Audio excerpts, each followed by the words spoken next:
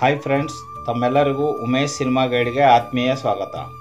Friends, ನಾವಿಂದು ಕಿಚ್ಚ ಸುದೀಪ್ ರವರು ಕನ್ನಡದಲ್ಲಿ ನಿರ್ದೇಶನ ಮಾಡಿರುವ 6 ಚಲನಚಿತ್ರಗಳ ಬಗ್ಗೆ ತಿಳಿದುಕೊಳ್ಳೋಣ.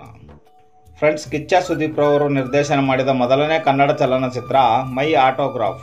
ಇದು 2006ರಲ್ಲಿ ಬಿಡುಗಡೆಗೊಂಡಿದ್ದು, ಈ ಚಿತ್ರದ ಸಂಗೀತ ನಿರ್ದೇಶಕರು ರಾಜೇಶ್ ರಾಮನಾಥನ್ ರವರು.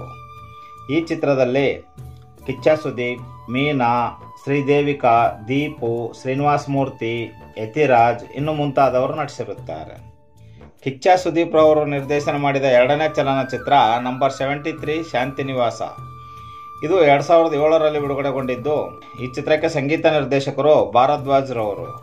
ಈ ಚಿತ್ರದಲ್ಲಿ ಕಿಚ್ಚ ಸುದೀಪ್, ಅನು ಪ್ರಭಾಕರ್, ಮಾಸ್ಟರ್ ಹಿರಣ್ಣಯ್ಯ, ಶ್ರೀನಿವಾಸ ಮೂರ್ತಿ, ರಮೇಶ್ ಭಟ್, ಕೋಮಲ್, ಅತಿಥಿ ಪಾತ್ರದಲ್ಲಿ ಸಾಹಸ ಸಿಂಹ ವಿಷ್ಣುವರ್ಧನ್, ಟ್ಯಾಟ್ರಿಕ್ ಹೀರೋ ಶಿವರಾಜ್ ಕುಮಾರ್ ಇನ್ನು ಮುಂತಾದವರು ನಟಿಸಿರುತ್ತಾರೆ. ಕಿಚ್ಚ ಸುದೀಪ್ ರವರು ನಿರ್ದೇಶನ ಮಾಡಿರುವ ಮೂರನೇ ಚಲನಚಿತ್ರ ವೀರ ಮದಕರಿ. ಇದು 2009ರಲ್ಲಿ ಬಿಡುಗಡೆಗೊಂಡಿದ್ದು, ಈ ಚಿತ್ರದ ಸಂಗೀತ ನಿರ್ದೇಶಕರು ಎಂ ಕೀರವಾಣಿ ಅವರು. ಈ ಚಿತ್ರದಲ್ಲಿ ಸುದೀಪ್ ರವರು ದ್ವಿಪಾತ್ರದಲ್ಲಿ ನಟಿಸಿದ್ದು, ಅವರೊಂದಿಗೆ ರಾಗಿಣಿ, ಮಮತಾ ಮೋಹನ್ ದಾಸ್, ದೇವರಾಜ್, ಟೆನ್ನಿಸ್ ಕೃಷ್ಣ ಇನ್ನು ಮುಂತಾದವರು ನಟಿಸಿರುತ್ತಾರೆ. ಕಿಚ್ಚ ಸುದೀಪ್ ರವರು ನಿರ್ದೇಶನ ಮಾಡಿರುವ 4ನೇ ಚಲನಚಿತ್ರ ಜಸ್ಟ್ ಮಾತಲ್ಲಿ. ಇದು 2010ರಲ್ಲಿ ಬಿಡುಗಡೆಗೊಂಡಿದ್ದು, ಈ ಚಿತ್ರದ ಸಂಗೀತ ನಿರ್ದೇಶಕರು ರಘು ದೀಕ್ಷಿತ್ ರವರು. ಈ ಚಿತ್ರದಲ್ಲಿ ಕಿಚ್ಚ ಸುದೀಪ್, ರಮ್ಯಾ, ರಾಜೇಶ್ ನಟರಂಗ, ಎಂಜಿ ಶ್ರೀನಿವಾಸ್, ರಂಗಾಯಣ ರಘು, ಅವಿನಾಶ್ ಇನ್ನು ಮುಂತಾದವರು ನಟಿಸಿರುತ್ತಾರೆ. ಕಿಚ್ಚ ಸುದೀಪ್ ರವರು ನಿರ್ದೇಶನ ಮಾಡಿರುವ 5ನೇ ಚಲನಚಿತ್ರ ಕೆಂಪೇಗೌಡ.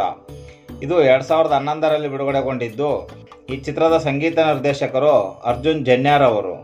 ಈ ಚಿತ್ರದಲ್ಲಿ ಕಿಚ್ಚ ಸುದೀಪ್, ರಾಗಿಣಿ, ರವಿಶಂಕರ್, ಗಿರೀಶ್ ಕಾರ್ನಾಡ್, ಅಶೋಕ್, ಶರಣ್, ತಾರಾ ಇನ್ನು ಮುಂತಾದವರು ನಟಿಸಿರುತ್ತಾರೆ.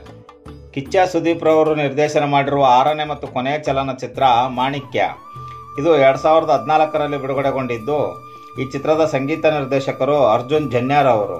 ಈ ಚಿತ್ರದಲ್ಲಿ ಕಿಚ್ಚ ಸುದೀಪ್, ಕ್ರೇಜಿ ಸ್ಟಾರ್ ರವಿಚಂದ್ರನ್, ರನ್ಯಾ ರಾವ್, ವರಲಕ್ಷ್ಮಿ ಶರತ್ ಕುಮಾರ್, ರಮ್ಯಾ ಕೃಷ್ಣ, ರವಿಶಂಕರ್ ಇನ್ನು ಮುಂತಾದವರು ನಟಿಸಿರುತ್ತಾರೆ.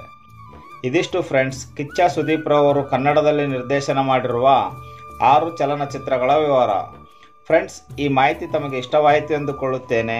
ಈ ಮಾಹಿತಿ ತಮಗೆ ಇಷ್ಟವಾಗಿದ್ದರೆ ದಯವಿಟ್ಟು ನಮ್ಮ ಚಾನಲನ್ನು ಸಬ್ಸ್ಕ್ರೈಬ್ ಮಾಡಿಕೊಳ್ಳಿ ಹಾಗೂ ಈ ಮಾಹಿತಿಯನ್ನು ತಮ್ಮ ಸ್ನೇಹಿತರೊಂದಿಗೆ ಹಂಚಿಕೊಳ್ಳಿ.